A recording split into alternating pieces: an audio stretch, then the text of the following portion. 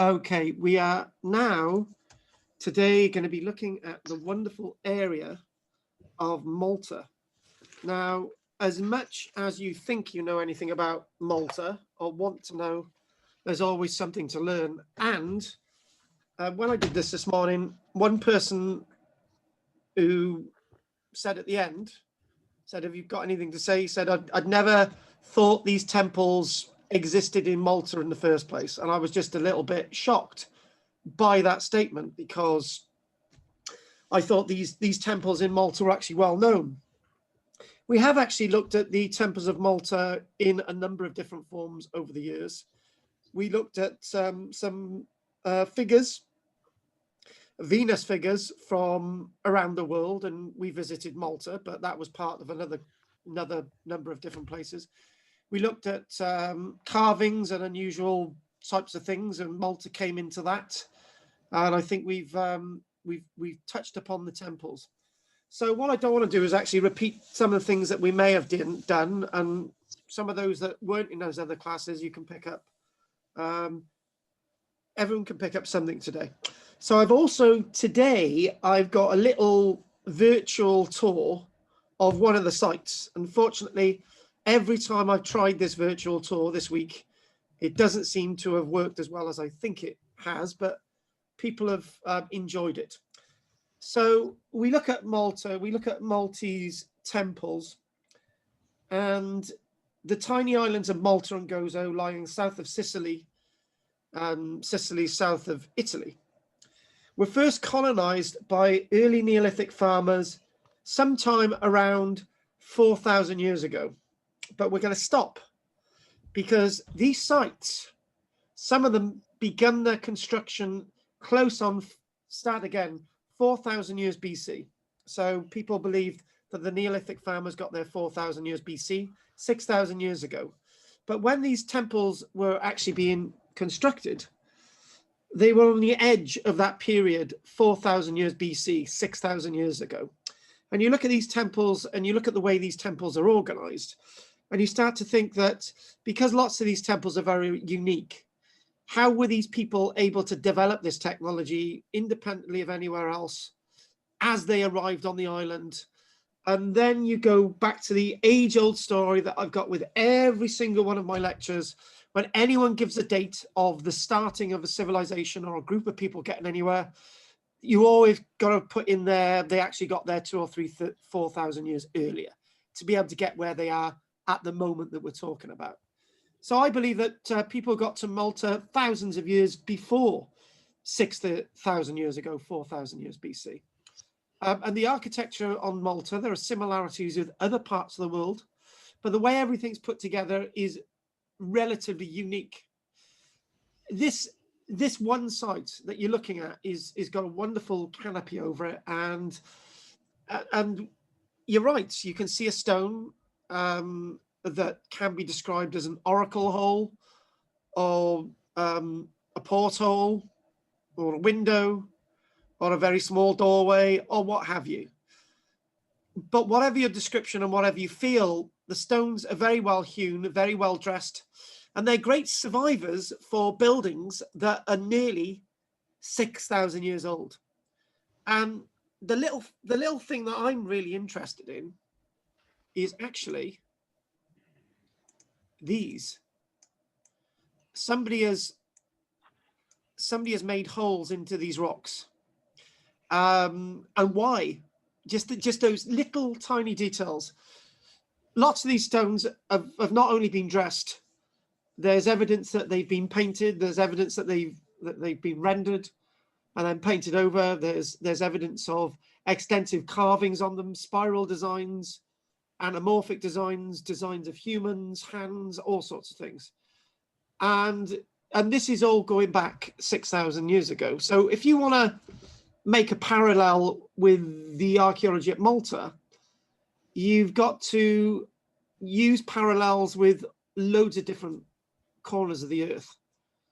And when you see this world of creation, by around 2,500 years BC, 4,500 years ago, these temples ceased to operate. Or are they temples? Or are they something else? That's one of the things.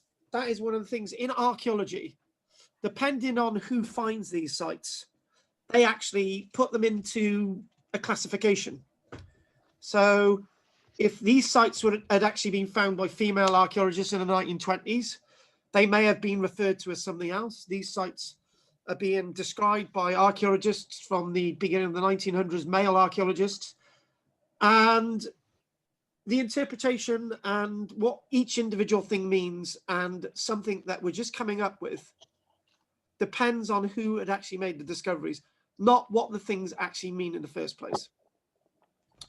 So if I just mention a couple of things.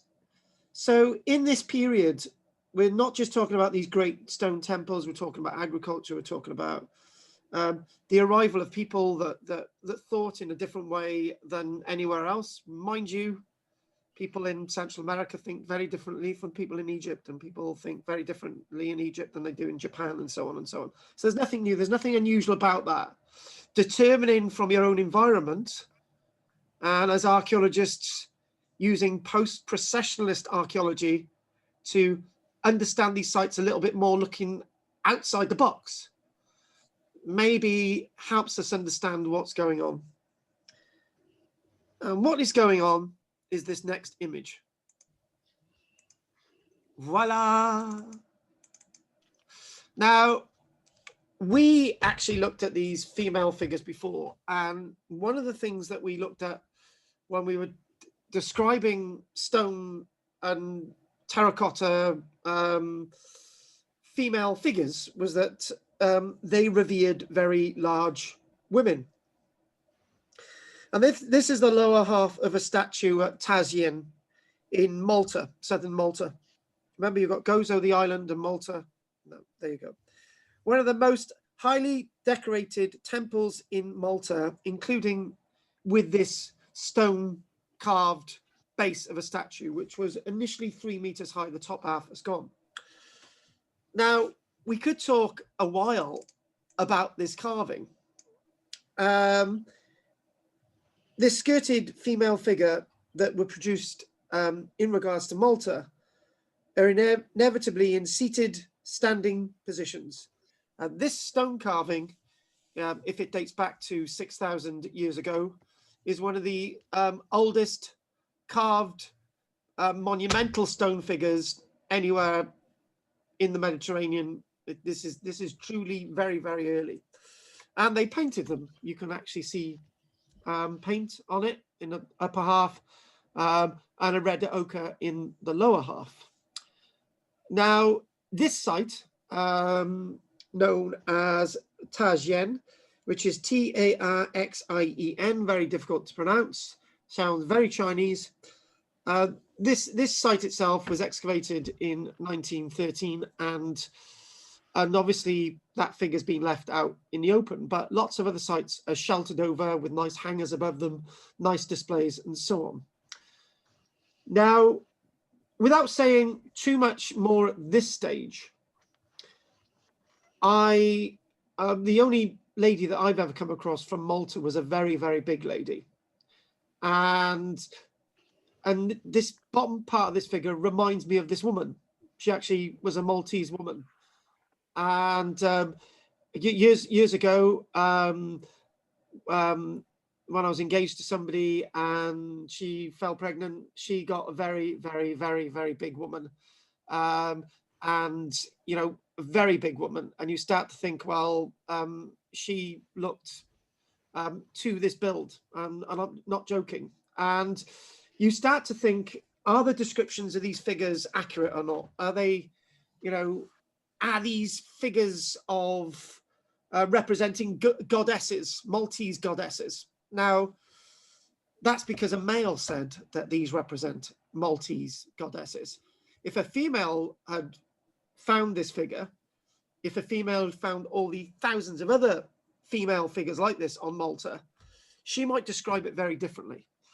And when we actually looked at these figures in a class, just the figures alone, I remember one image I showed, and one of the women actually thought, well, these women actually very much look like what I looked like when I was pregnant. And I thought, well, it's just not just me saying this.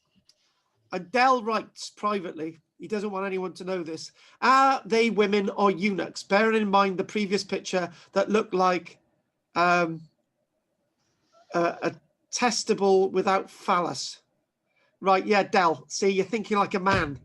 You're thinking like, no, Dell. You see, when you get men to look at these things, they always talk about penises because they've been talking about them all their lives. Dell, is it little? Is it big? That type of thing, right? But when you get females looking at these things, they might address them as very, very differently. And this figure as well, if you look down at the floor, we will look a little bit more closer at this figure later on. But if you look down, you can see all these wonderful carvings. Yeah, and actually, there's carvings of animals on this one. And look how level that is. Look how well dressed this is. Look at that. Look at that line going all the way along there. And this truly is architecture from a very early stage. But we need to think. We need to think really when we're looking at all this stuff really outside the box, and not think about what you typically think of monuments that you see elsewhere. So what we're going to do, moving on again, and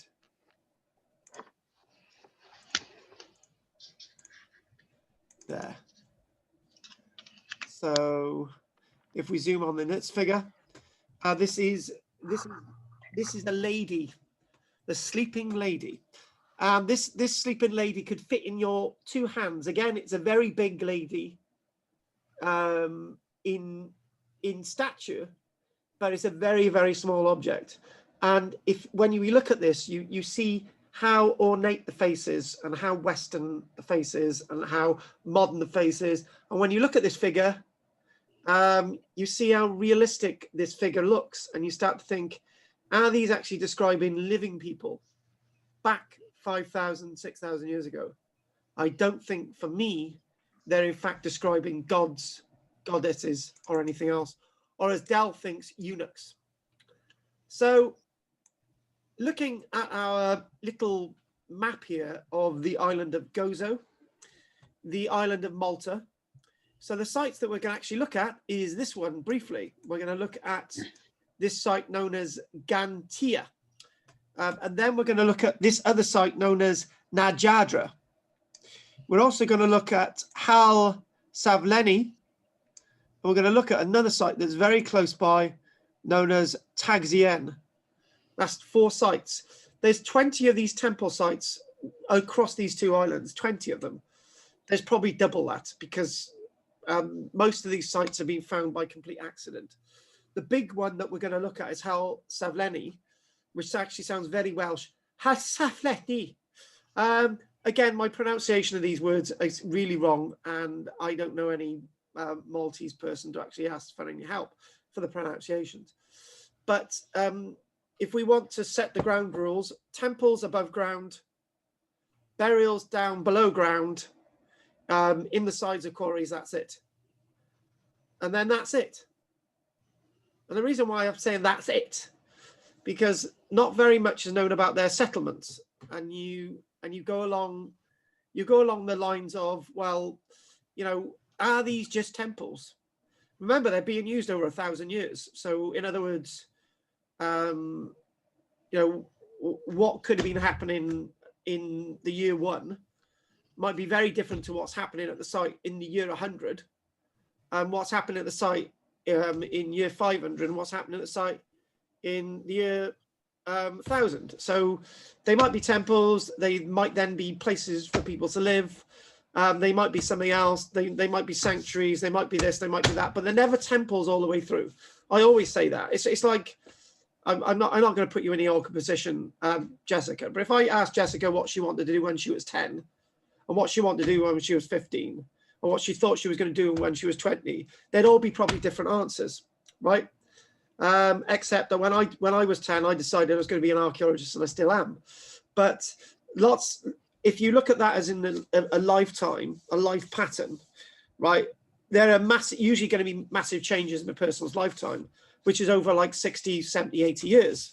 But these sites were used over 1,000 years. So as with people, as with buildings, things change. It's a bit like that experience I had with a chap when I was 14, a chap by the name of John Knight. We went to the Tinkerswood burial chamber, and the experience was we were chatting about the burial chamber, and on the way back, I said, "Look, John," I said, "I actually don't believe that burial chamber was always used as a burial chamber, because the houses people lived in back then were round houses and weren't really comfortable and all the rest of it." And I just put it under my hat. And then years down the line, archaeologists were talking about these burial chambers being used as something else before they became burial chambers. So vis-a-vis, you can never be completely smack on the dot about what these things are unless you're going into something like the Roman period, and a Roman barrack block is a Roman barrack block. A Roman bathhouse is a Roman bathhouse. A Roman temple is a Roman temple, right? Because we're writing about them, right? But if you want to look at an Iron Age broch in Britain, in Scotland, well, one, we don't know what a broch really did. So we can't even give an argument. And it's likely that broch buildings in Scotland may have had a variety of different uses over hundreds and hundreds of years. So the temples are generally large buildings. So what we need to do is we need to see some of these buildings. And I've got to remind myself that I do not want to be doing this for 2.5 hours as I spent on Tuesday, 3 hours. This morning I spent 2.5 hours. So I need to move on a little bit. And it's Jessica's fault that if I run over. So this site itself, so we're looking at, this is the Giganti Temple on Gozo. There's only Gozo site we're looking at, but if you want to think about, these are large temples, so you get an idea of scale. So if you take the scale there, 10, 20, 30 plus meters across, by about 20 odd meters in depth, right? The stones themselves, if you looked at the facade, these stones themselves can be about 2-3 meters in height alone. And then that's roof level, and you can put beams across it and you can create a building. It's fine. There used to be talk about Stonehenge actually being a big temple, and people did reconstructions with wooden beams across it and all the rest of it. And it's far away from maybe, or maybe it's closer, because the stones used at Stonehenge, the sets of stones show tongue and groove work, mortise and tenon joints in the way the stones are put together with the capstones. And you think about those are things that are used in wood building, right? So the point I'm trying to get at is that we can never be 1,000,000% clear about what these buildings did. Even from the archaeological evidence is really, really difficult. So very large buildings, sometimes with more than one story. Now that's interesting. Where did the stories go? Downwards or upwards? What usually happened, you had a temple on ground level, and then underneath you had something else. I'm going to use burial chambers underneath, catacombs, but they actually were also used to store food, and also sanctuaries and acoustic rooms and all these bizarre things that we're going to go on to. So the temples were always on the surface, and whatever was below, but you know, there's parallels with other cultures.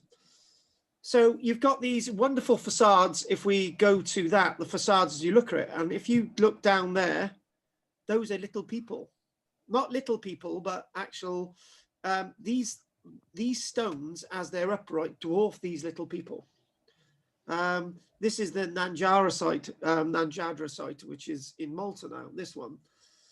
So you've got these apsidal type buildings. And if you think about that central area, you think about little sort of petal-like things going off around a central courtyard. Yeah, and it's that sort of ornateness that these sites are actually described. Beyond these lie chambers and niches and entrances, which are often restricted by a slab of rock with a small portal in the center. Now, you know, there's different rites of passage and movement, but the word portal is often used for what's below this or what's in the rock face. The burials were never associated with the temples. The burials were associated with the temples because the burials were behind, but the temples had a completely clear non-burial purpose, if you can understand the meaning. So the stone blocks from which the temples are built are sometimes decorated with carved designs depicting plants and foliage and well-dressed stone. I can remember doing this, the stones are actually picked out, and it's sort of really well organized. Now you are going to go and we're going to read something that isn't correct, which has now been discredited, but we're going to do it. Many early archaeologists were amazed at the architectural skills and the massive scale of construction of the Maltese temples. Yes, we agree with that. There's no doubt in that statement. However, they believe that a primitive culture would not have the organization skill to undertake such enterprises, and concluded that the Maltese must have been influenced by the more civilized cultures of the Eastern Mediterranean. How bloody insulting, right? And actually, without me getting into any jokes or anything with Bill, there's no way they're going to have iron to create these things. This is 6,000 years ago. There's no Iron Age culture at this stage. Iron, you know, we don't have the furnaces to produce iron tools. There's no evidence at this stage of iron manufacture, right? But they were still able to carve these stones out of a limestone, but it's the very different limestone than the limestone that you might actually find in ancient Egypt. But the limestone, when it comes from quarries deep under the earth, this limestone is very soft when it's brought out the ground. It's only after it's been dressed and cured that the stone itself actually can be used in construction. And architecturally, this is amazing. 6,000 years ago, this is absolutely amazing. But before I go on to that little bit there, but we now know that the temples of Malta are actually older than the temples of the Eastern Mediterranean, even older than the pyramids. So the people who built these would have had no direct intercourse with any other worlds, because they're doing something completely individual and separatist, very sort of bipartisan, very multi-regional, very determinist. So you've got people doing things here which are very different than the Amon culture of Japan, for example, or what might be happening in Central America, or what have you. People have got no links, but they might be doing similar things or completely different things, but they're naturally doing these things by themselves. This is quite extraordinary, because we know of no writing from this period 6,000 years ago with these people. I feel that these people have actually been on the island for quite some time. As we saw the evolution of what was going on with Egypt, we've got people within that landscape carving and painting and drawing thousands of years before anything like the pyramids are erected. Same with Malta. There's no evidence that they had any wheeled transport or the use of metal. The Neolithic inhabitants of Malta must have been sufficiently sophisticated in their own organization skills to construct these extraordinary monuments without external help. Or is that just being patronizing, and let's just say that they were able to do it? I tell you what, I tell you what, I fitted, I had to do some rewiring in the house 2 days ago, and had to put some shelves up, had to detect some electrics in the wall. And Michelle comes back and she said, "How have you done that?" And I said, "Well, I've learned how to do it. I know how to do it. Why is it such a shock?" And it's a bit like using this technology. Bill didn't have a clue a few months ago.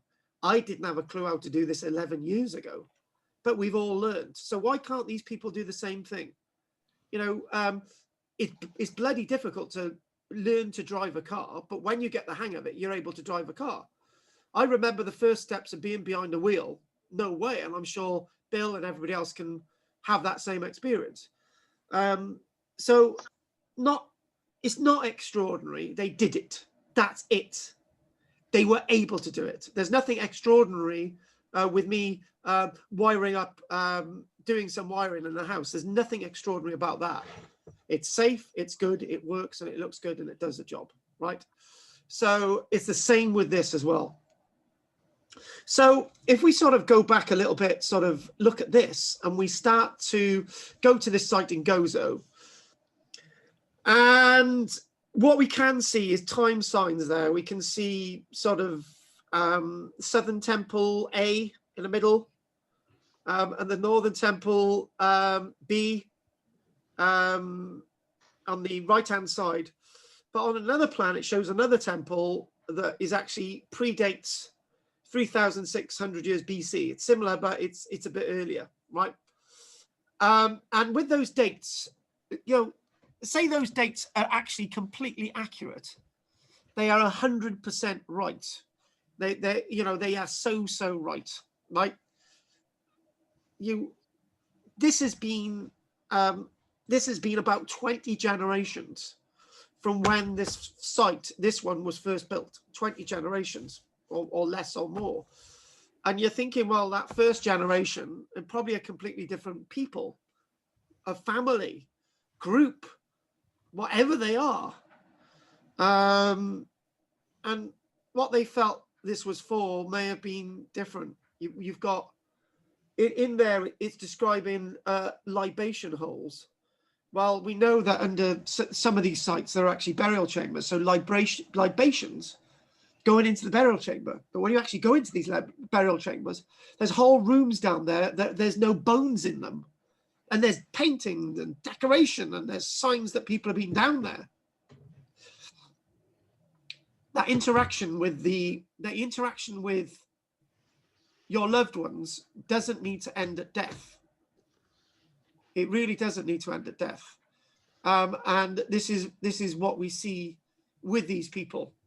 You know, I talk to my granddad every single day, and I talk to my nan and so on. I keep them alive, and I got their marriage certificates and whatever on my desk, and they're there with me all the time. And if I need to go back to my grandparents, I can. They're there. It's easy. And I think because we're so disconnected from our loved ones after they die, it doesn't mean to say our ancestors were. I'm certainly not disconnected from my loved ones, but most of us are. But are these just temples? The word temples is an anathema, because you can't do the same thing for thousands of years. Well, lots of these sites were abandoned by about 2,500 years BC. So that's 1,100 years, right? You name me one cathedral in Britain that is still the original religion that it started off with, and you can't, because these cathedrals have moved from being pseudo-Christianity to Catholicism to Protestantism, and basically 3 different religions. They didn't start off, they're not doing the same thing as they did. Oh, and actually, even better, nobody's allowed to worship in a church now. We've got to do it virtually. So that's a 4th change of use, 5th change of use, or whatever. So that's over 1,000 years. So why can't these things be different? Why do they always have to be what we are told that they are? So what we can see is, you know, what I talked about earlier on. I talked about evolution. I talked about getting more complicated and moving into different buildings. Well, we've looked at this site, the Gantia Temple, and we've looked at these buildings in one bit.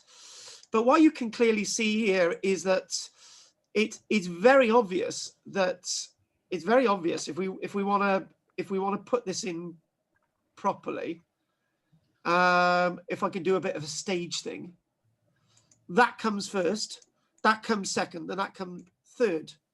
And the reason why it's in that order, this is quite smaller than this one, and it's quite cruder, thinner walls, not the same masonry as in this one. This one comes next, and this one is built into the walls of this one. So in other words, we've got this stage thing.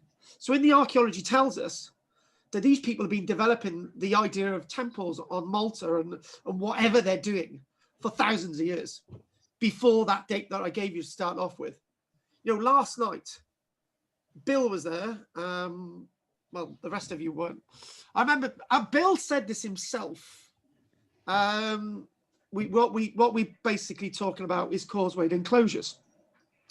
And I said causewayed enclosures in Britain take us contemporary to this period that we're talking about today. Around 6,000 years ago, 5,500 years ago. So what we were doing in Britain were causewayed enclosures, not this, right? It's a good link. Causewayed enclosures, what they are, there's a concentric circle of sausages, ditches, ditch, causeway, ditch, causeway in a concentric circle.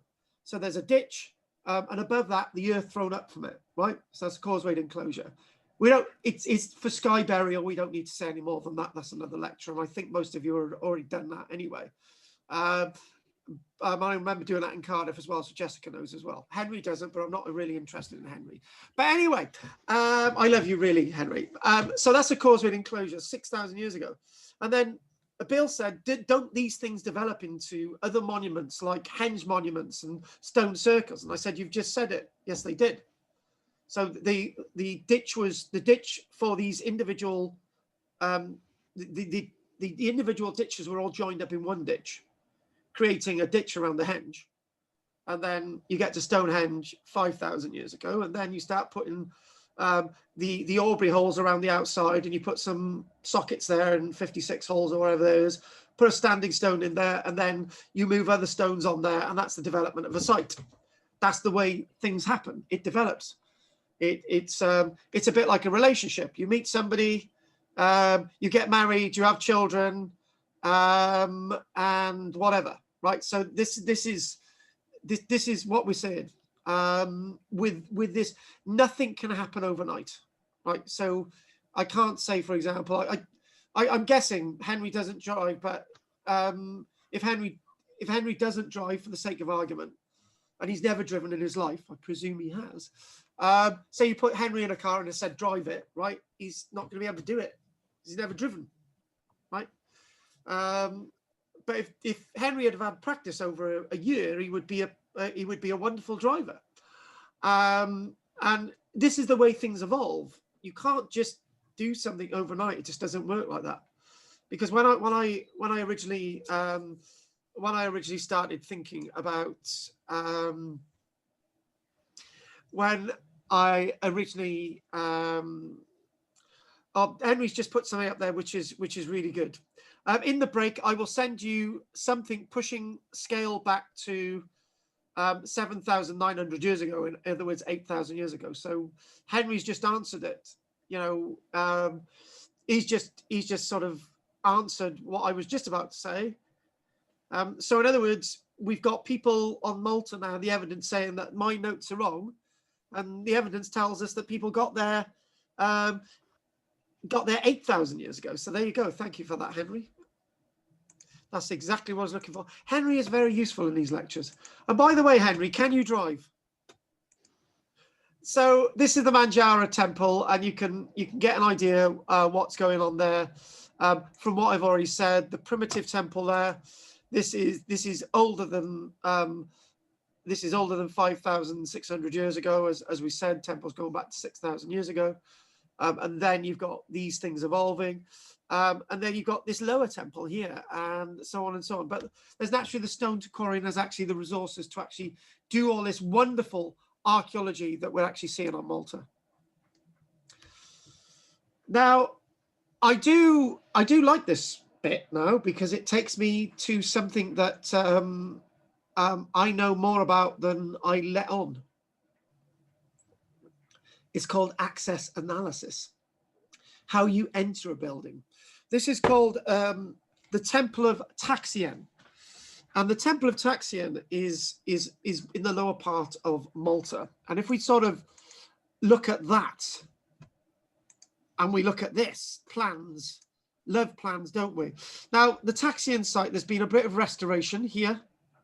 Yeah. And what you can see is how they believe other bits of it were roofed over. But before we actually go back, before we go to Taxianne, there's a little bit of detail that I need to show you from the previous image. And the little bit of detail is architectural skill. Yeah. And the architectural skill is quite simple. You quarry a stone which is very soft in lids, in layers, limestone. You put a stone on the outside, vertical. You put a stone on the inside, vertical. You fill it with crap, and you've got a ready-made wall. Easy, simples, no faffing about. And structurally, this really works. You can use clays, all sorts of different types of material to bind with. All this has a sense of integrity and early architecture, but a very effective early architecture from 6,000 years ago. And if you put stones upright, you can have shelving. If you look at this type of architecture, some of this architecture is very similar to what's going on with the likes of Maes Howe. For instance, if you look at the sort of entranceways into these with the lintels down on this one down here. So if we clear that and we go like this. So if we look at these big lintels and sort of these look very similar to what's going on Orkney, for example, with some of their sites. For example, if you look at these, you can get similarities with what's going on at Maes Howe, for example, with the large stones being used to expand large areas and sort of a sense of corbelling, or something similar to what you actually get in the Skara Brae. All around the same date, but completely different technology than what we're actually seeing, for example, in southern England. And the difference is, it comes in materials. And it comes into materials as follows. In Lower England, soft is the in thing. So beaten floors, clay floors, straw floors, you know, not solid floors, not stone floors, not hard floors. And the ceilings for these buildings in southern England, you're talking about timber and thatch, soft materials, as you see with lots of peoples in Africa. If you go and see Masai Mara people, for example, the only the hardest thing that they've ever known in their lives would actually be bone or enamel. That's it. That's the hardest thing that they've come across. In northern in Scotland, for example, particularly Orkney and Shetland, they're in a culture where hard is the king. So hard floors, hard roof, hard walls, everything's made of stone. And exactly this is where Malta is. You've got a slab floor here. Yeah, this is a revolution, a slabbed hard floor, a stone floor. This is a revolution, believe me. It would take another 3,500 years before southern England had the Romans introducing mosaic and flagstone floors. That's big time. That's something different. Yeah. It may be taken for granted today that you know, Anne's got a flagstone floor in a kitchen, or because Henry's in a new house, he's got a nice timber floor with and it's really nice varnished or whatever, right? That's a soft floor, right? We have a choice, but again, it's a revolution to have a hard floor. Believe me, it's not as obvious as materials available either. Some cultures decide to shun having flagstone floors, but these people had flagstone floors, and you look at this and you think, this is really advanced stuff. It really, really is. So again, what we're going to do, and there's the base of this is the Taxianne site. That's the base of our fat lady there. There she is. It would have been 3 meters tall. So as you enter here, you'd look over to the right, and well, we'll do the access analysis stuff. This site has had a little bit of restoration work to it. But it's not as well preserved as some of the other sites, like the Hal Savlenai site. Lots of funding has been placed into some sites in Malta. Massive, multi-millions of pounds have been spent in, because the Maltese know full well that this is their legacy. These are UNESCO World Heritage bits of archaeology. These are some of the most important bits of prehistoric Neolithic archaeology on the planet. This is when we start to see the evolution of our species, whatever line we think we come from. So looking at the archaeology, somebody asked the question, how near are these to modern day settlements? Well, that's just alongside frigging houses. Do you know what I mean? They're just in, and the Halstavlenite site is actually in the middle of Valenta city. So you enter the building, you sort of go all the way here, blah, blah, blah, blah, blah. We see a reconstruction, which is taking us 1, 2, 3 zones in. And then we've got all the other zones. So I'll do a little bit of access analysis now. But I look at this and I think, this doesn't look Neolithic. And it's not often I upset people in my lectures, but one person got upset by something that I didn't say. And she said, well, it's really insulting that you're saying that this is prehistoric. And I said, it's the textbook tells me it's prehistoric. Archaeologists tell me it's prehistoric. Historians say it's prehistoric. I'm saying it's prehistoric because this is before writing, right? But this is really advanced. But you call something prehistoric if there's no writing. We've got no evidence that these people wrote in any way, shape, or form. These are very sophisticated people. But I'm looking at that, and I'm looking at the frontage there, and I'm looking at a Macedonian tomb, the entrance to a Macedonian tomb from the period of Philip II, Alexander the Great's father, from his assassination in, was it 336 bloody BC, right? But that is 3,000 years after this. But this looks Macedonian. It bloody does. The frontage looks Macedonian, the way the Macedonians would build, but it's not Macedonian. This is prehistoric. To be honest with you, putting things in categories in archaeology is a bad thing, because it basically, prehistoric people, Joe wandering around with a club, banging Anne on the head every time she goes on about a washing machine. That's prehistoric. Prehistoric is about collecting berries in the field and having nowhere to live. That's prehistoric. Prehistoric is not being able to really articulate properly. That's prehistoric. This is not prehistoric. And she felt very happy with me saying that then. But access analysis, it works that you, and interesting enough, you can actually stand going into there. So you basically take the journey and you go through here. And the first thing you see, you can't avoid this figure on the right. Who is this figure? And actually having a goddess on the side of a room as you go in, that doesn't make sense before you even start. But some archaeologists, male archaeologists, insist on that one. Why not go with the other thing, right? Which we can prove, yes. If we look at the Etruscans, for example, Anne will tell you that I really love my Etruscans, don't I, Anne? I love them to bits. But when we think about the Etruscans, in the Etruscan world, their underworld is very similar to their world above, okay, to their world above. So in other words, their burial chambers replicate their homes that they live in above. And what you do, you have figures and statues of people that lived, and perfect portraits and carvings and terracotta figurines of people in full size waiting for you. So you go down there and you see, you actually have this discussion. You have a discussion with a statue. And yeah, that hurt a nerve. You have discussions with statues, and you have this interrelationship with these statues. It's a bit like the same thing. You go to a cemetery and a friend of yours has died, or your wife or your husband or your girlfriend or your boyfriend, and you go there and you shout at them and you say, why did you leave me like this? Why am I in this situation? Why is this happening? And I believe that figure actually represents a real person, a person that lived, a person that was revered.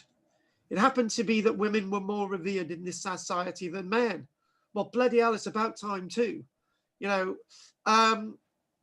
But you would go into a building like this and you're moving in and you're seeing all these little side rooms, and you're thinking, shall I sort of go up here behind the statue, or should I go into this little bit of the side room? Or should I look at the carvings? Should I keep going? Now, why am I even talking like this? This is absolutely sounds nonsense, but it's not. So I tell you what, if Anne said, let's have a meeting at my place, I'll open the door and then you can find the living room, right? Now, you know, if I can remember, there's a corridor and there's that room and that room to Anne's house, right? Access analysis works is that you've got to make decisions when you go down a corridor.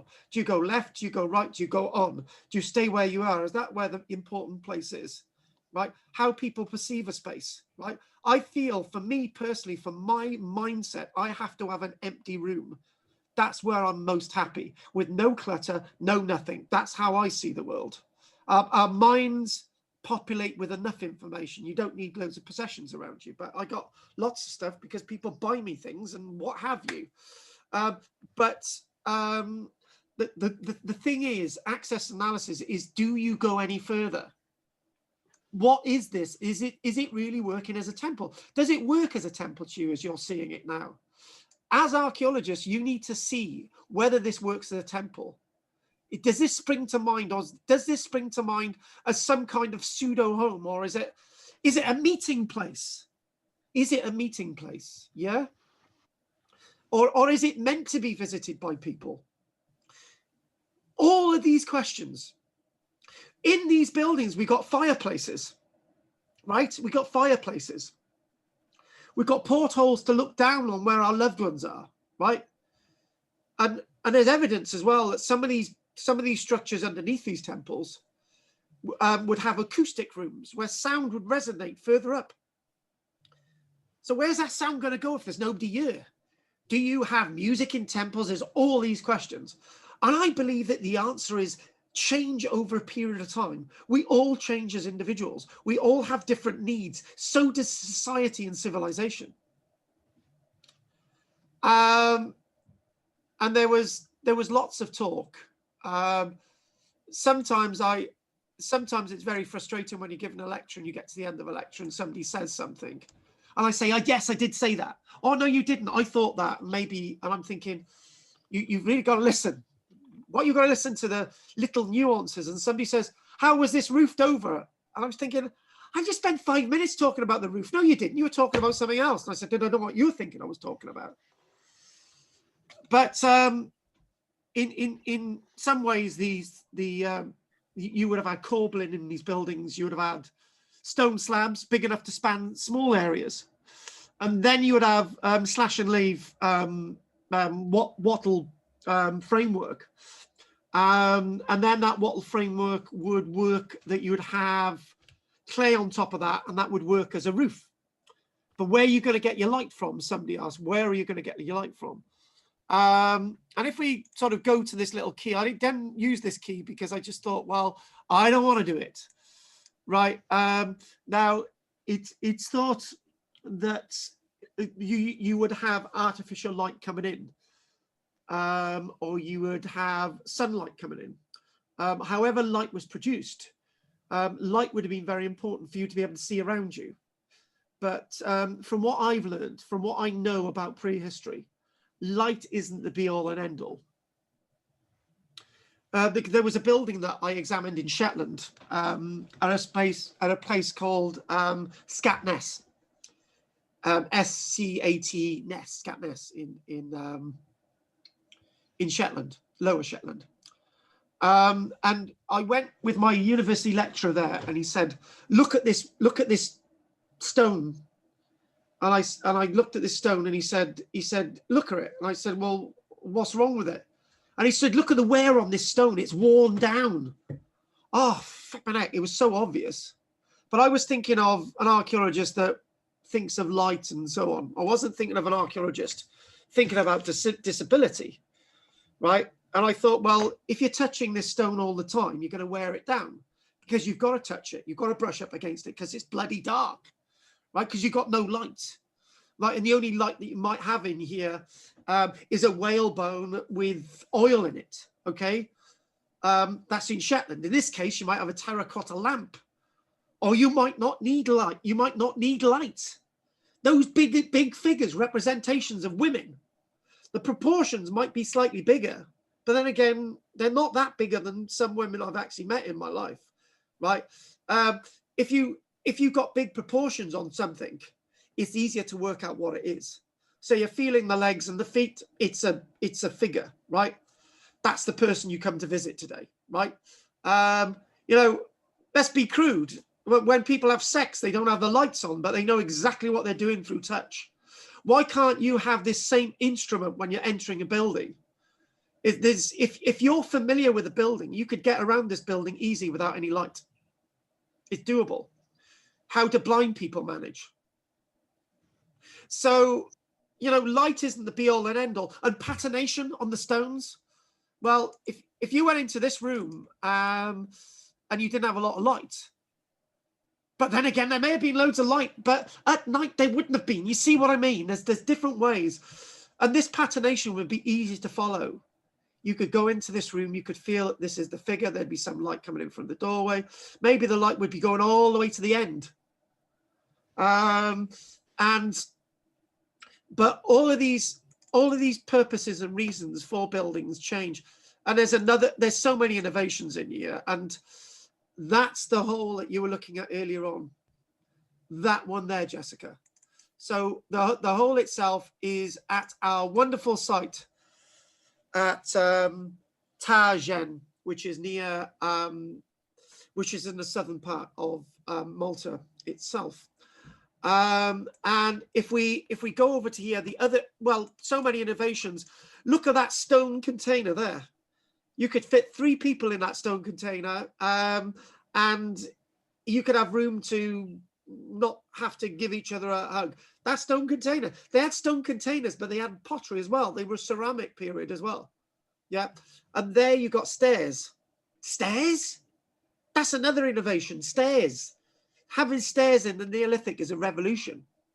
So frig agriculture, right? There's a lot more going on in the Neolithic than just agriculture. This itself is the Holy of all Holies at a site known as Hal Savlenai. This is carved underground in the Hypogeum, not in the temple. This was a room that they found no bones in. So how was it in the burial chamber if there was no bones in it? What the hell's going on here? Really mucked up and strange things. I'm just going to look what my little... You guys are very frustrating. Here we go. Del. Some cultures, as in Turkey, have an ancestor buried in houses. They do in many locations, right? But in this site that we're going to look at Hal Savlenai, where this Holy of Holies is, 7,000 bodies buried. So it's just more than one. And Del's talking about particularly a hawthorn bush that has been around my family home for many generations. Del, what are you on about? Anyway, so this carving underground is so exquisite. Carving underground, and they're replicating lintels underground, uprights, entrances and portals into other areas. Why do they need to do this underground in a burial chamber? What they're doing, they're replicating their lives above ground. The importance of not only the temple, but the buildings that they would have lived in and taken for granted all their lives.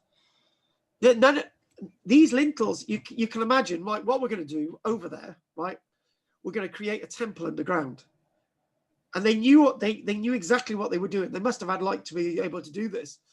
I'm not sure it's possible to carve, and I'm not sure it's possible to carve without light or without eyes. But then again, when you think about it, most miners underground, they had to mine touchy-feely, particularly tin miners, and particularly when it's very dark, when you've only got a little quivering light underground.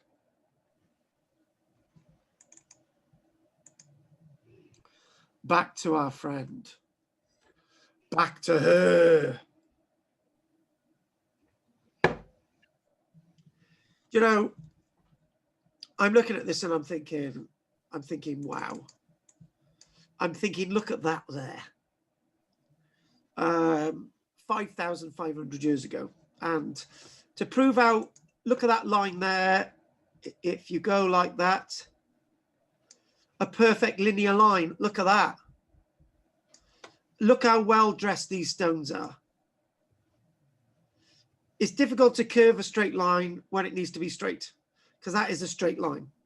These people had the geometric skills, the maths brains to be able to create this. And look at that there. Look at the way that's formed. Okay, we're slightly askew because of the angle, but look at the way that that's formed. The beautiful carving there, and then obviously you've got more of this carving here. All the sense of the dressed straight line. Oh, that one, which I just drawn, is a bit cock-handed actually. But these people knew exactly what they're doing. So let's talk about that figure there. And bingo. So these are obviously where the women are obviously wearing clothes. That's obvious.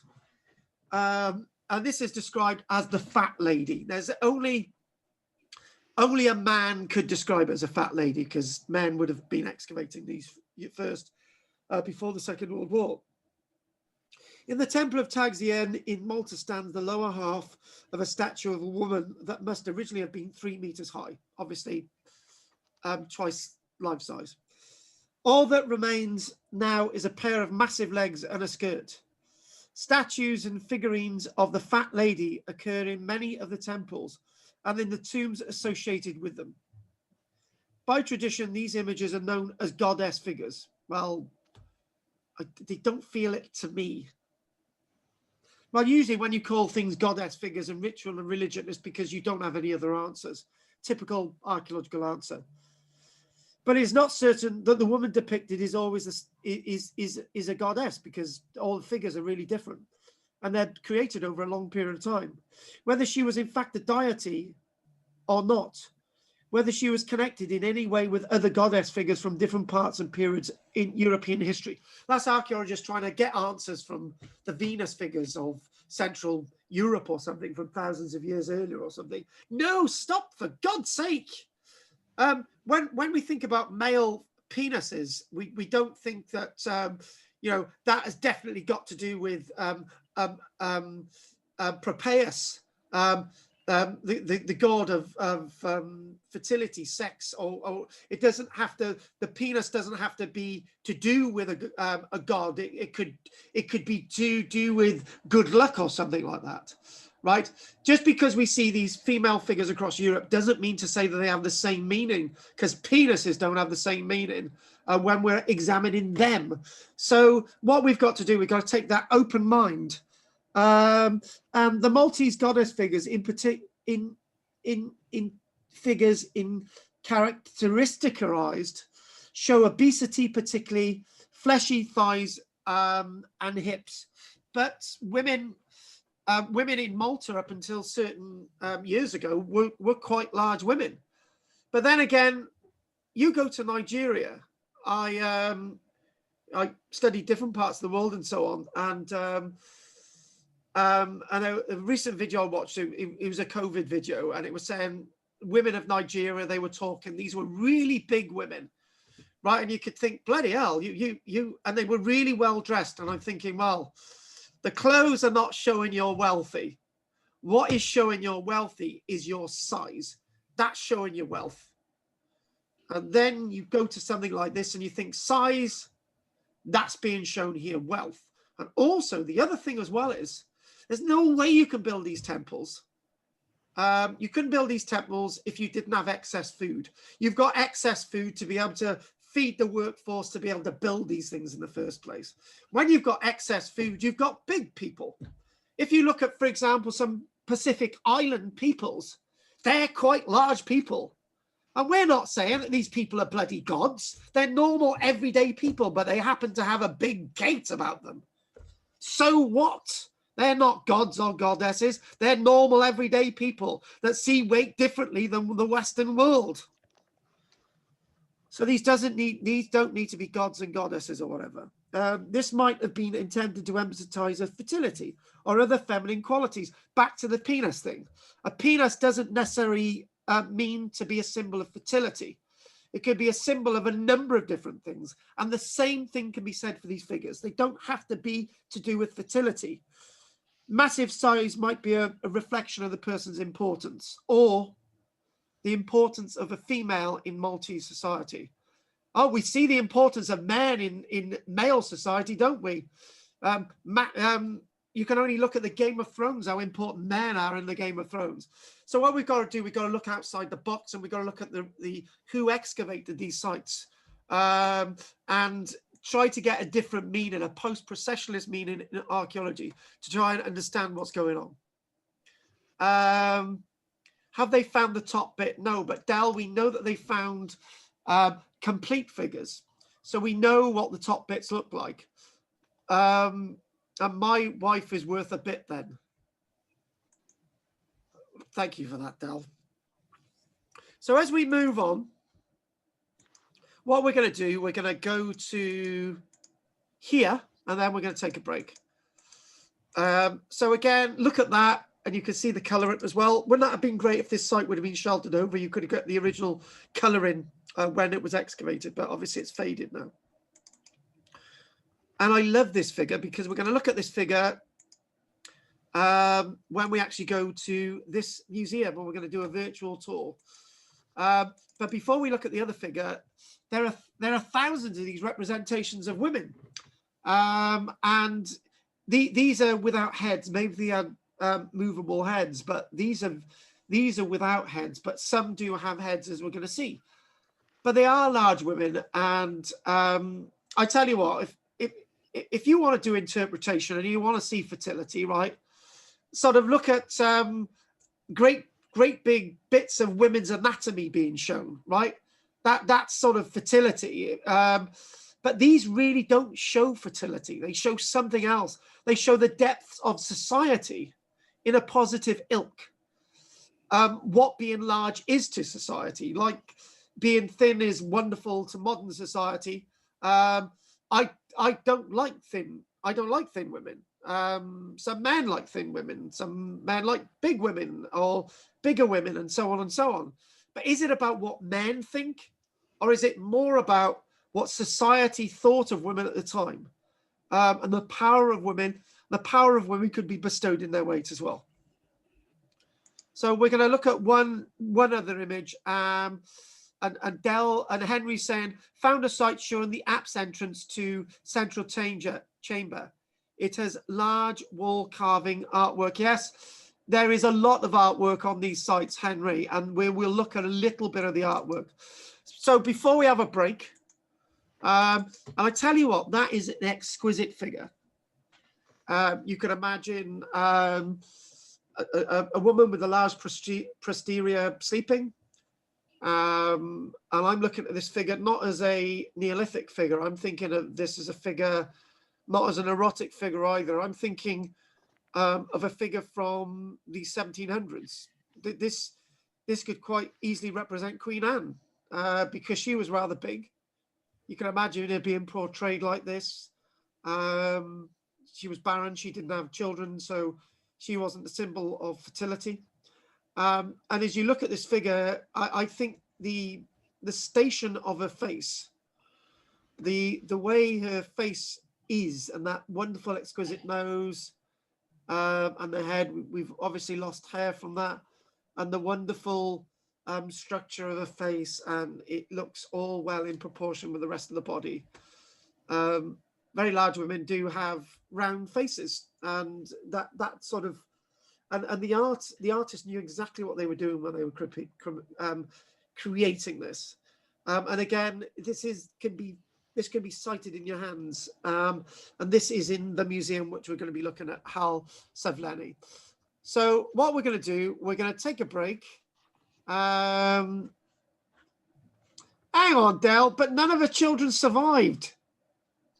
Thank you very much. Well, eldest died age 14, but Del, right? They didn't survive. That's the point I was trying to make. Stop trying to catch me out, Del. I know what you're up to. None of them survived.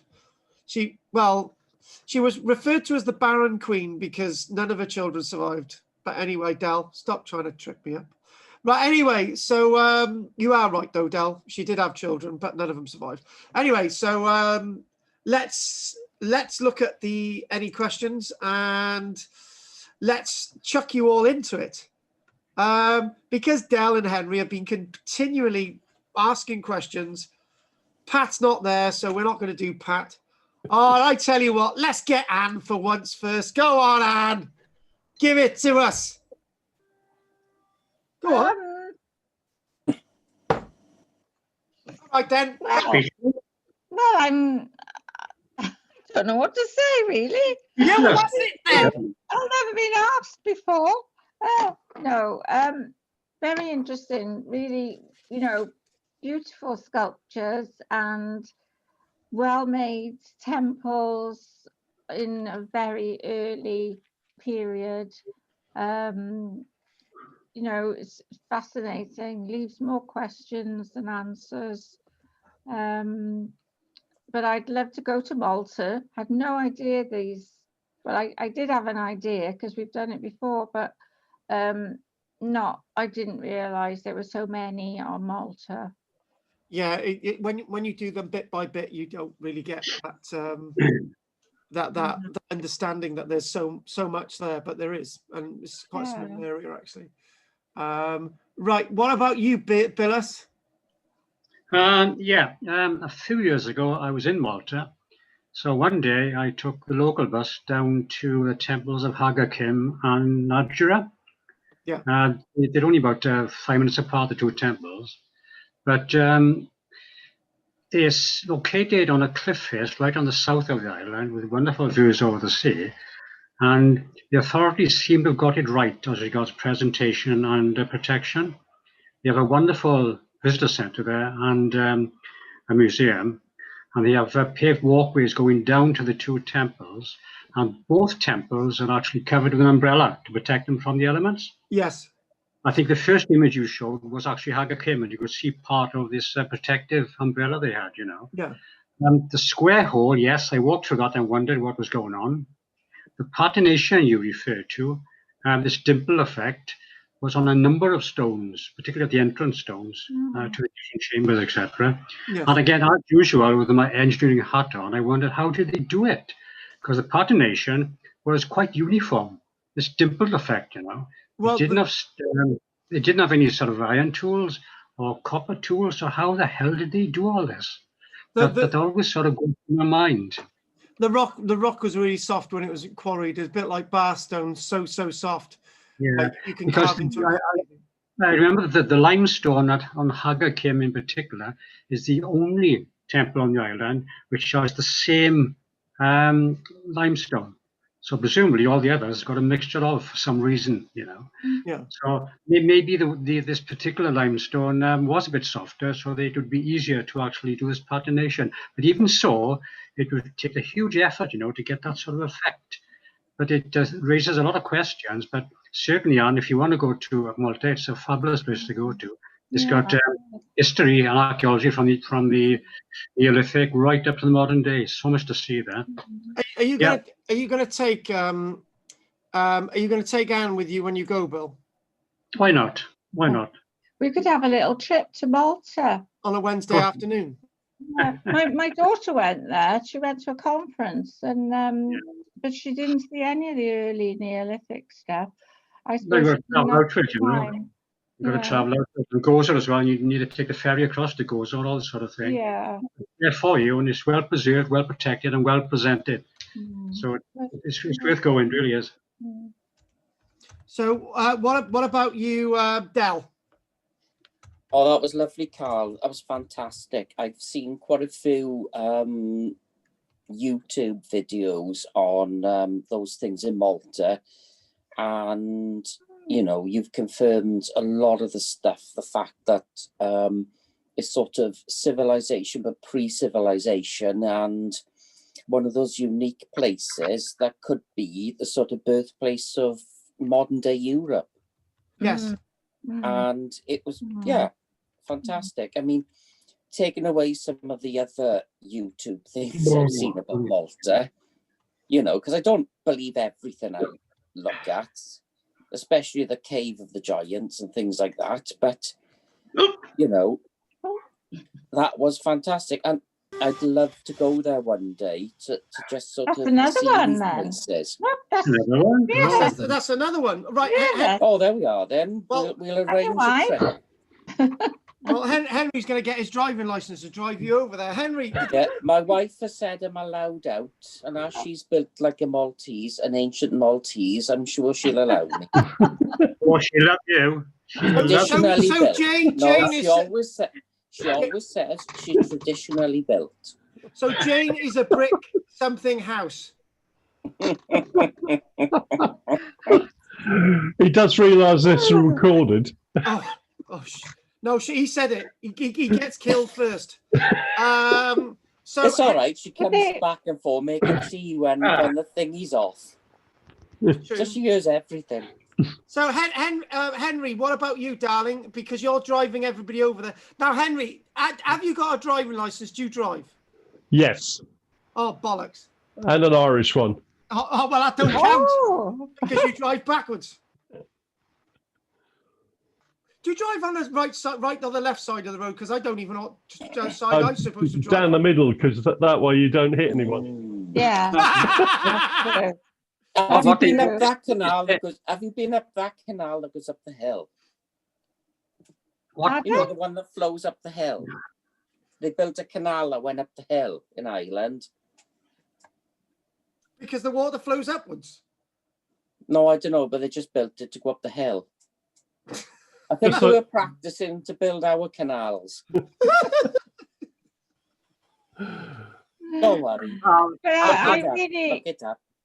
You asked about which side of the road they drive on in Malta. If you ask anyone, a Maltese, which side of the road they drive on, they say, we don't, we drive in the shade. Oh, it reminds me when I was in Romania 20 years ago, and we got into this taxi, and I said to him, which side of the road are you driving? Down the middle, unless there's a pothole, then we move around it. I said, what about cars coming towards you? Tough. There we are. Okay. Right, what about you, Jessica? Because I need it. We'll have a break. Well, it was really good so far. But the women sort of reminded me of his contemporary art, but of they're big women. It's by this woman called Beryl Cook, and it's quite interesting. Just that style sort of thing. Barbara Hepworth. You know, Barbara Hepworth used to do sculptures of big ladies. But not big ladies do rounded, exist, you though. know. You come to the valleys. Yeah, that's realism, isn't it? It's realism. Yeah, they have different values. Come to Pub Call on a weekend during lockdown and have a look. Yeah. Right. It's nice to see it, isn't it? Right. I'm gonna have a break now. I'm gonna. Okay. I'm gonna get a coffee. Have a break. But you're not going to cover this. You're not going to cover all those things, are you? No, I'm not. I've got a plan. I've got a video to show you in a minute. Right. See you in a bit. After the break, I've got food to make. You don't stop eating. Oh, God. Happy days, are they swinging in the way? Are they dinging? La la la la la la la la. Happy in a winter wonderland. I thought you wanted a break. La la la la.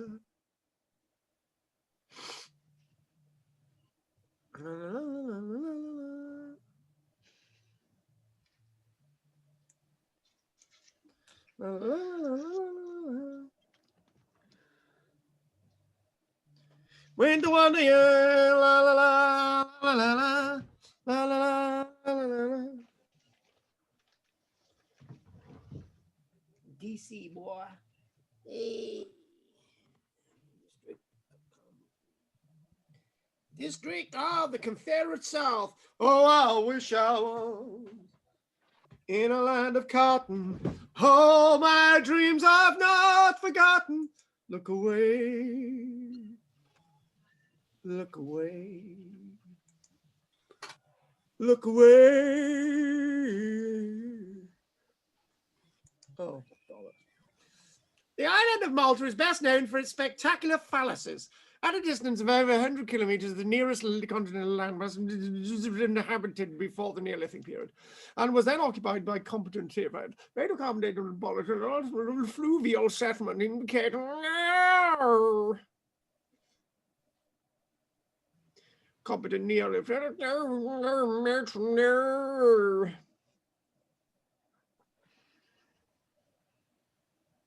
These submerged coasts would have served as landing places for the Third Reich. Oh God, this is oh no. Oh God, I just go off on one, sorry. Don't ignore him yet, I'm not yet.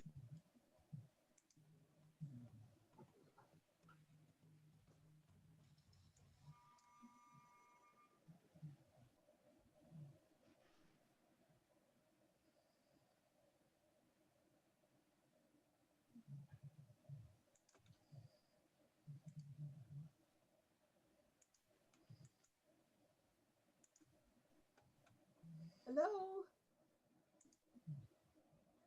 Carl? Hello? Hello?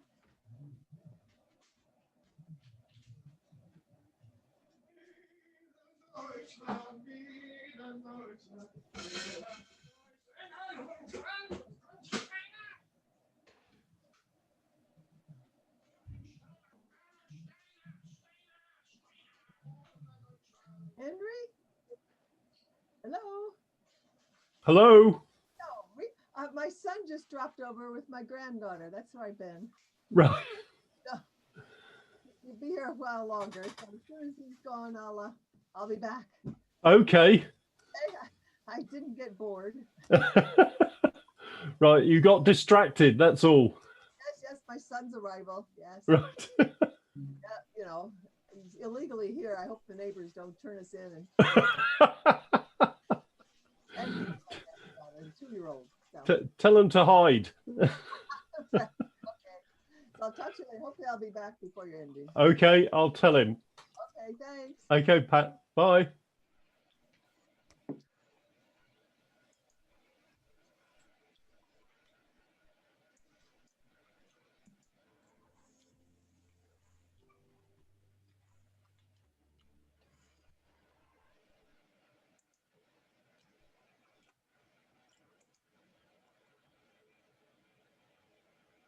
So where we're going to go next, we're going to go to the Hal Savlenai site, and I'm going to show you a video.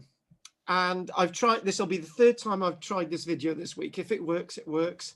But it's a virtual tour of the museum, and then it goes down and it looks at this site.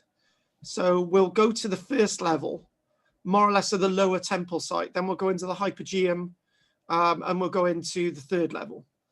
So hopefully that's going to work. So it'd be good to mention this. Temples of Malta, some say could have been religious shrines, but did not function as burial places. But these places underground, naturally, the Hypogeum, which is an underground area, is said to have been the burial place at Hal Savlenai under the temple. So the Neolithic inhabitants of Malta placed their dead in tombs that were cut into the actual rock. And the shape of the temples might be based on the shapes of these rock-cut tombs. So in other words, the material that's been taken out, or usually sometimes what you might find is temple and in the quarry area where the rocks have taken out of, and the tombs are sort of arranged around the quarry. Usually what we do find is with these temples, we do actually see what's popularly referred to as portholes that look into the subterranean world. One rock-cut tomb that's far, far amazing is this site known as Hal Savlenai. A series of interlinked chambers known as the Hypogeum has been cut out of the solid rock. Even so, its 20 chambers are carved with roof beams. You can actually, what they've done, the wood is there, not the wood, the stone is there, and they didn't use wooden beams in there. They just sort of hacked out these beams in there to more or less replicate what's above. And what you do find is they've painted underground, and one of the most important figures that they've painted are cattle. In this Hypogeum, the remains perhaps of 7,000 people were found, so it's likely that it was in use for a considerable length of time.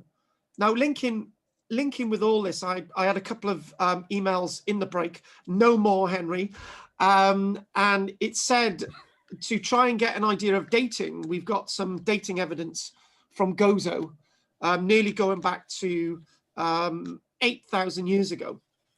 And this archaeology was excavated, amazingly enough, by a Professor Malone of Queen's University Belfast, and it had to come from Henry, didn't it?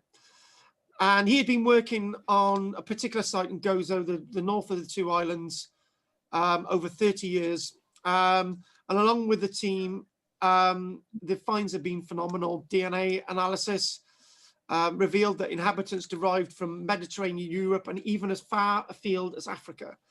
So in a way, it might seem that the first inhabitants of Malta are multicultural as they might be seen today, up to 1,000 years earlier than even the dates that I've got in this book. So I said that we've got earlier evidence in Malta yet to be seen and found, but it is out there, probably taking the earliest people in Malta back thousands of years earlier. Naturally, people have been moving around the Mediterranean for many years before that, and Malta is naturally in the middle of that sort of interchange between all these different worlds.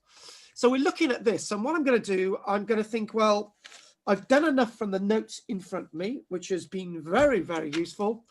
I would like to try out a little video with you guys. So this is the first virtual video I've actually that I've actually used with one of my classes ever. And seeing as we're setting up a virtual museum, let's give this a go and see how this sort of virtual technology works. So I'm just it's not easy to get to grips with. So I'm going to try and take us to the main doors. And hopefully if I can really get to grips with this, then it might help us when we've all got the virtual museum going anyway. And bingo, I'm ready. If I can move that around. And we can go like that. Excellent. It's all ready. Are you ready for my virtual tour? Let's go for it. How many virtual tours have you done, Jess? Not really many, no. I've looked at things online, but not really much. Right, who's with me on the speaker now? Is Bill with me? There's me, you, and Bill. We're going to go into this museum, right? We've already paid, right? So we go into, this is the House Savlani site near Valenta, and we sort of go in, and there's nobody on the reception simply because we've already paid and it's all virtual. And on the way out, we may as well buy a book. Bill's apparently buying the books. Oh, we've gone back out again. Hang on a minute. Did you forget something? So if we turn around, oh, there you go. So basically, you've got this large museum, really, really new museum. This was opened in 2017. And what we're going to do is go into this bit of the gallery. And we've got the nice little objects in this cabinet, some of the pottery.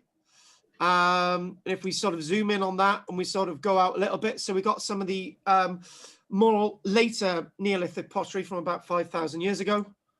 And at this, oh, hang on. Hang on. So at this site, we've got the remains of 7,000 people. Not all of them were saved. Some were lost. Some really weird objects in this cabinet over you've got to really work out how to use this with the cursor. So that's zooming in, and this figure here, as we go, this figure here is a replica of that sleeping figure. So it's not exactly big. So the original is in the Valletta Museum. So moving now into looking at the site, and hopefully I think there's got to be an easier way of doing this. So if we go back out, let's go, there we go, there's the remains. Now we're actually looking down at the remains of this site that we're looking at, one of these temple sites, Hal Savlenai. Now, this area of the site itself is sort of directly underneath the temple. The temple has basically been lost. The temple above has been lost. So if we go down, and basically the thing with this is to, hang on a minute, oh God. So it's not easy to work out, hang on. And right. So as we go onto the site, and we're looking down on it now. So we're going down the steps. We're down into this sort of layer, and you can actually get an idea of the rocks now as well.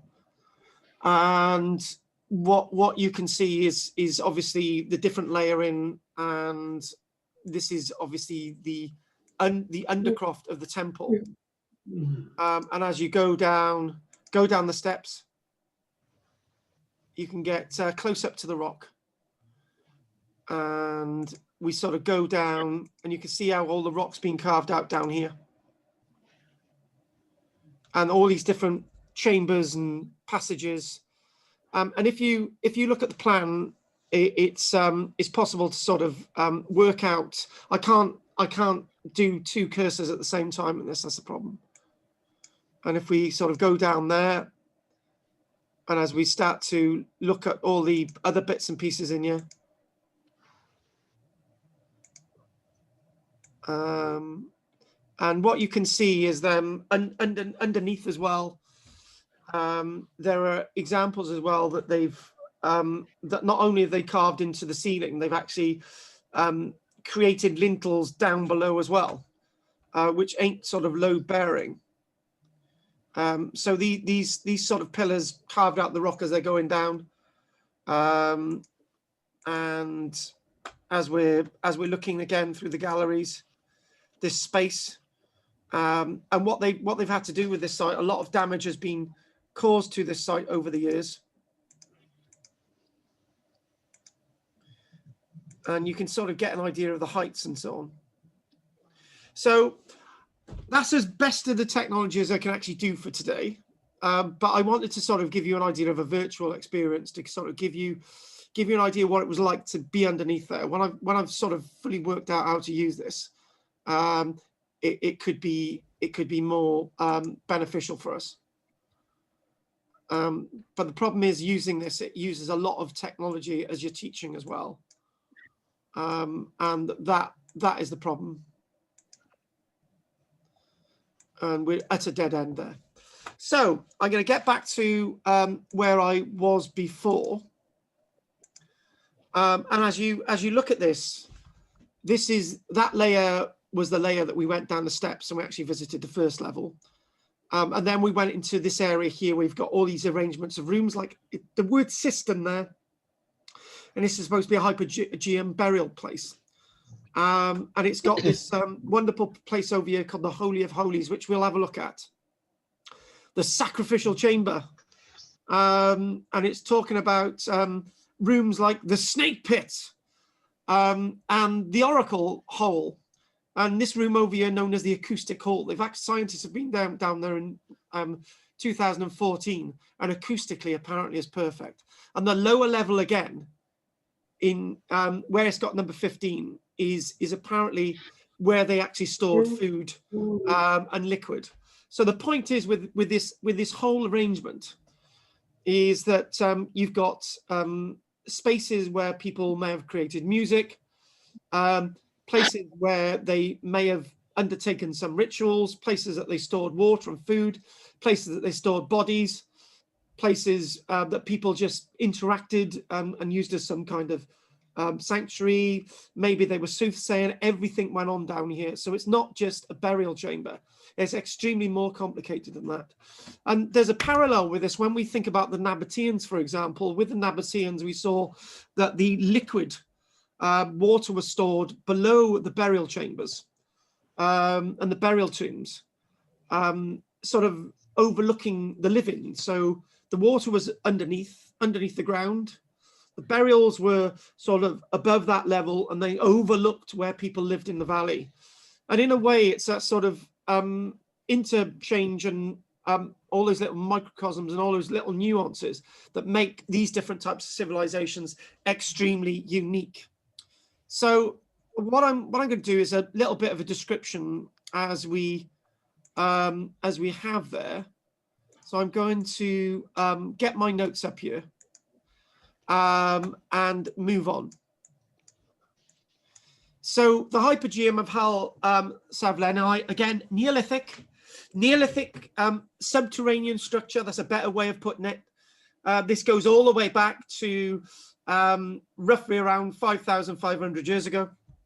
And I've got another person flashing up there. Well worth looking at this site. Well, yeah, definitely. In Maltese prehistory, this Hypogeum basically means underground. The Hypogeum is thought to be a sanctuary, necropolis. It's meant to be everything. So again, when archaeologists say that this is a burial chamber, it's not. It's to be seen as lots of different things to lots of different people over a very long period of time. And finding the sets of in excess of 7,000 human remains here, which they were able to identify, is quite a considerable number of human remains. But that is a considerable number of human remains that were deposited there over just under 1,000 years.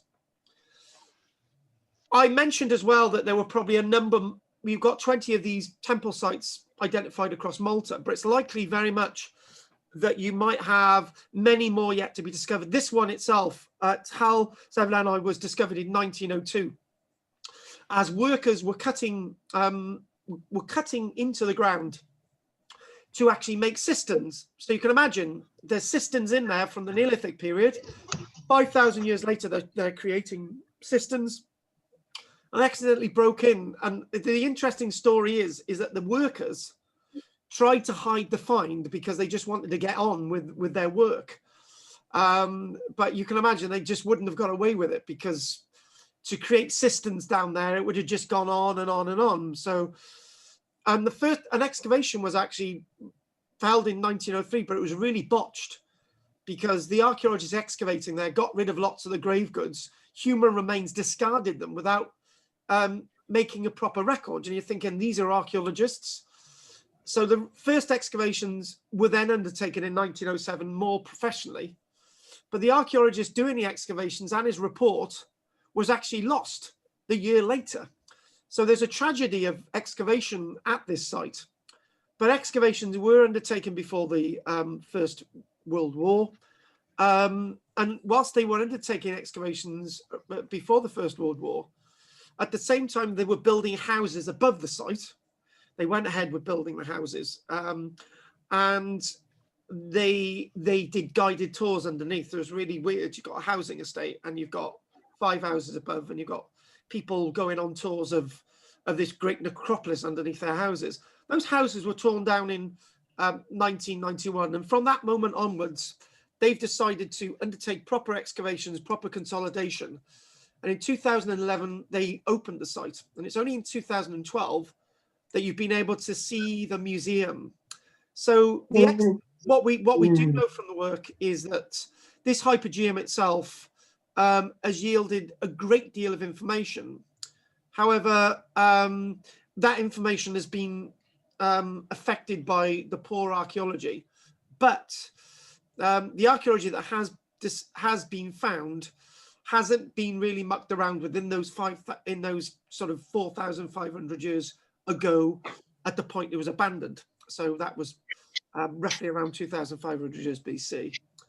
So the temple, most of that, nothing of that has really survived. But what we do know to actually create the site underground is in their archaeological excavations underground. They found evidence of flint, chert, obsidian, and antlers. We know that that was used to quarry the rock.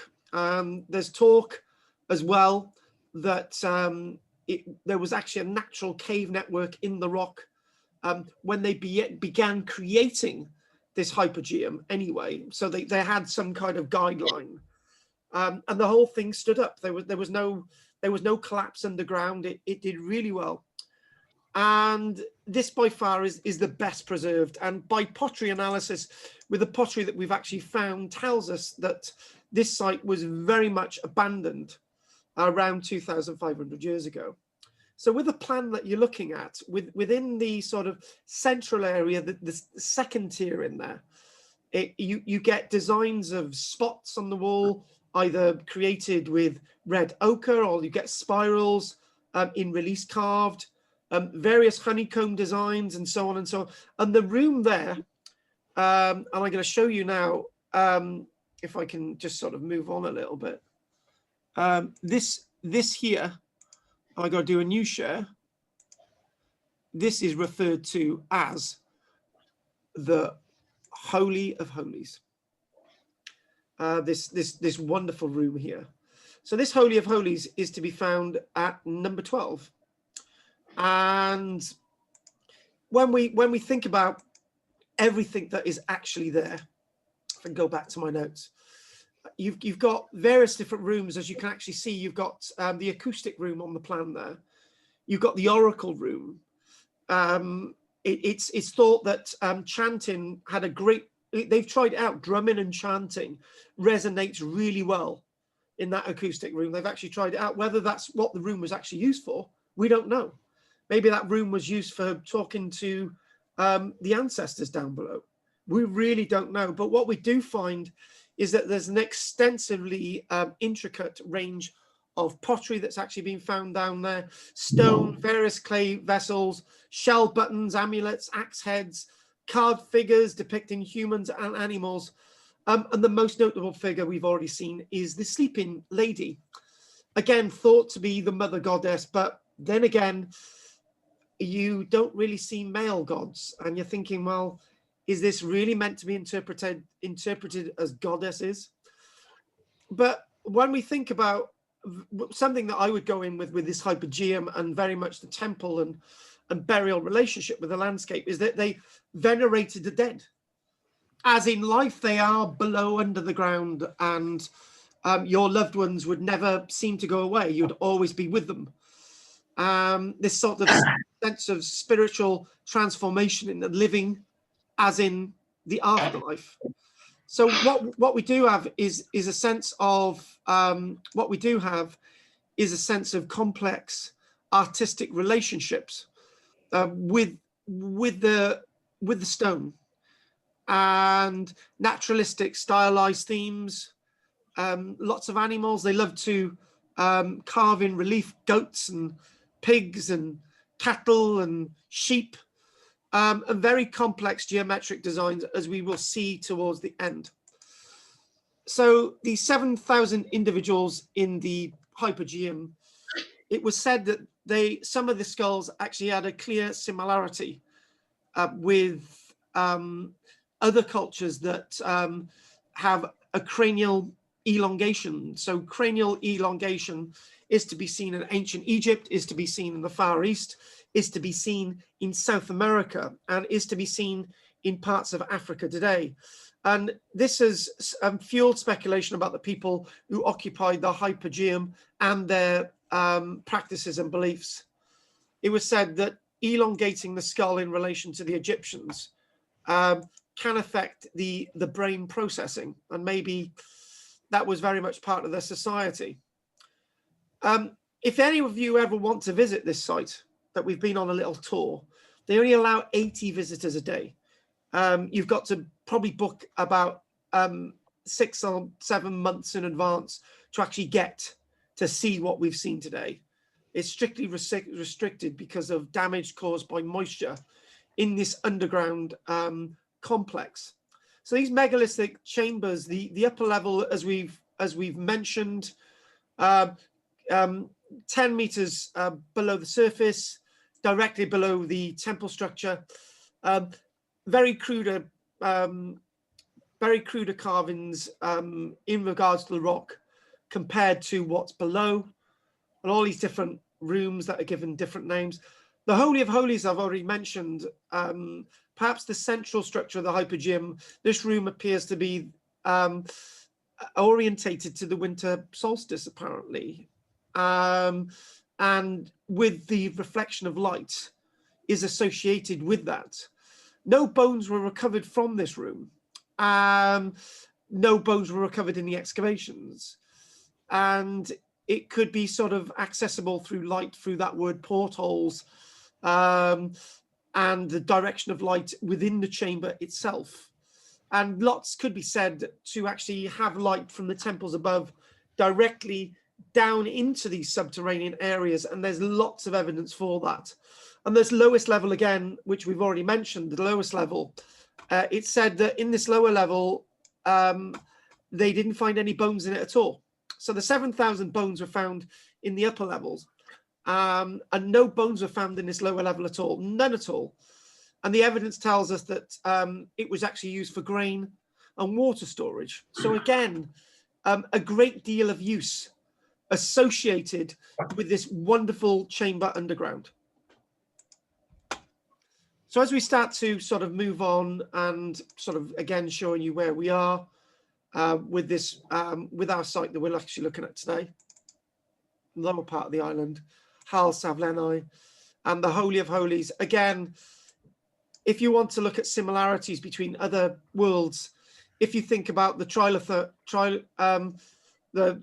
stones at Stonehenge, where you get the 2 stones and you get the stone on top, the 5 stones in the middle at Stonehenge, this is what this looks like.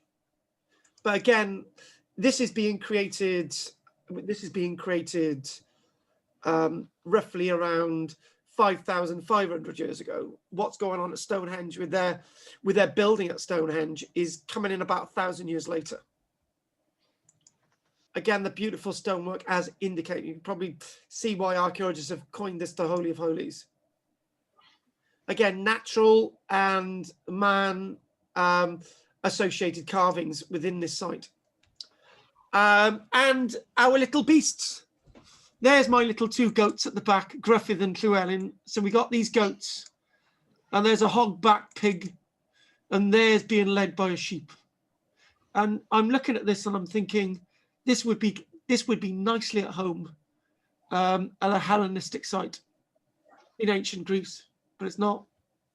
This dates to 3,000 years earlier. And there's only one other parallel to this that I can think of, is Göbekli Tepe in southern Turkey, which dates to thousands of years before this site again, but naturally no links. Again, determinism, these people sort of evolving. And obviously, again, looking down at this site. And what they've done with lots of stones at, lots of these stones at their sites, where they've removed lots of the carved stones and they've tried to make replicas of them. And when you actually think about those replicas, well, hang on a minute, there it is. The actual original looks far cleaner and far more dressed than the replica. So this is incised into the rock, and those are naturally in relief, the ones in the background. And then if we sort of go back, I can remember this association with these, you know, back in my notes, Mother Earth figures and so on. I completely disagree with this.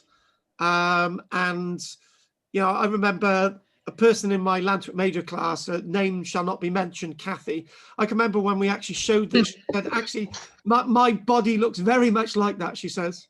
And then one of the other women in the room says, I look like that when I'm naked as well. And you stand to think, well, these are actually very naturalistic figures, rather than godlike figures. They're not perfect figures. Start again, that they're more perfect figures than unperfect figures. So instead of being godlike, which you would think they were perfect, these are more naturalistic. And again, this in that Taxianne site itself, that huge stone container that you can actually fit in, they weren't without pottery, they were in the ceramic period, Neolithic ceramic period, but again, they chose to make stone containers as well, which would have taken a lot of work to do. 3 people could stand in there. Neolithic, typical Neolithic pottery across Europe, northern, western part of Europe. So as you're talking about this type of pottery around 4,500 years, 4,500 years before present, 2,500 years BC in Britain, this pottery is being used 1,000 years earlier in Malta. And if you take one of these from the museum and put it in the ground, it would be immediately thought as being a burial beaker from the period of the beaker people, but it's not. This is from Malta. We've already seen this again. The wonderful, the way that this art seems to be seen in different areas. Tell you what, if you took this and you took it to an Anglo-Saxon site, an Anglo-Saxon expert would say that that was carved in about 1,300 years ago, not as it was actually carved 5,500 years ago. It's the way the mind works, and the way, and that is just so fine. I know what you're thinking, Bill. You've already said it. Don't say it. Don't take it away from these people. They made this stuff. Amazing. Again, that gives you a bit more perspective. And what they've done with lots of these sites, are obviously, that in the middle there is to support the stones above late in the reconstruction of the site. And the final Hypogeum image. So what I'd like to do is just remind you, we'll be here next week, and obviously we'll be looking at the blue caves in wonderful Bahamas. So what we're going to do, we're going to stop the screen sharing now, and I'd like to see if there are any questions, and we're going to first of all go to Pat. Go on, Pat. Pat. She's in shock. I think she's busy. Shock. My son was here, my granddaughter, one of those. They're both here. Well, there was talk that you went off to, you were a bit shocked at one of the results and you went off to cry or something. Have you recorded this? Can I watch it on YouTube? Yeah, this is recorded. You've got the Landscape Major version and this version. So yeah, it is going to go out, yeah.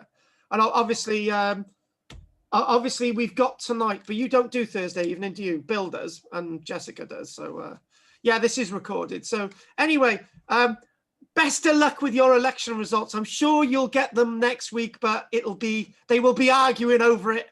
Yeah. I tell you what, Pat, it's always the Republicans that argue over the results. I got to be honest with you. Always in history, right? Anyway, so we're going to next go to, I tell you what, if we get Anne out the way, we've dealt with everything. Go on, Anne. Oh, I just noticed they had a sacrificial room.